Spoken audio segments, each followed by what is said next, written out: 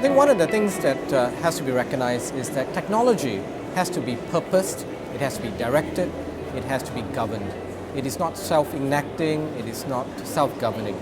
And that means that governments have a very important role to develop regulations, to develop processes, to develop standards, which will allow the population to cross the hurdle rate of trust that technology's potential can be fully exploited without a trade-off in insecurity, in vulnerability, and in risk. Infrastructure has to be both hard and soft. It's important to have the physical infrastructure that allows as many people in every nation to be able to participate in the technological revolution. What we should be avoiding is a digital divide, where some people have access to modernity and others get locked out.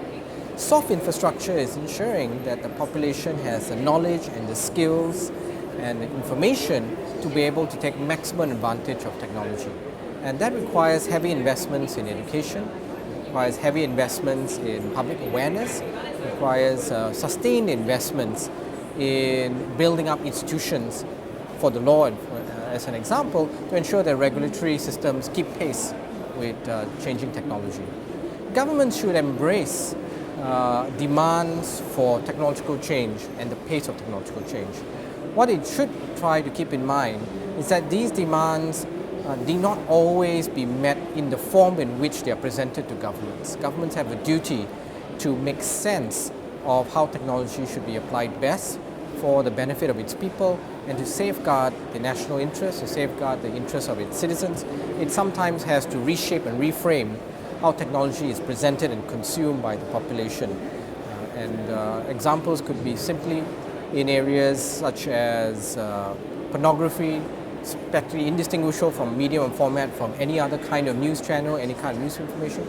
Governments have a legitimate role in forbidding or preventing undesirable content, while still permitting the technological premise of being able to screen live streaming video, for instance.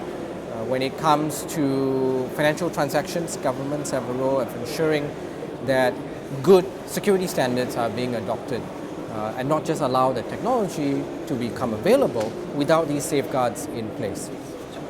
Governments have a role in working closely with the private sector rather than working separately. As the private sector develops new technology, new applications, new ways of making technology accessible to the people, governments should be looking ahead to try to put in place the infrastructure to be able to carry the technology through a distribution system in a way that makes it affordable, makes it accessible, makes it reliable. So for instance, moving from copper to fiber optic is something that governments which did it 10 years ago are now reaping the benefits of as their populations can access faster, more reliable broadband. The next step will be completely satellite and cellular, and I think governments that are making forward-looking investments in this direction will again be put at an advantage over those that are slow to put in these long lead infrastructure investments ahead of demand.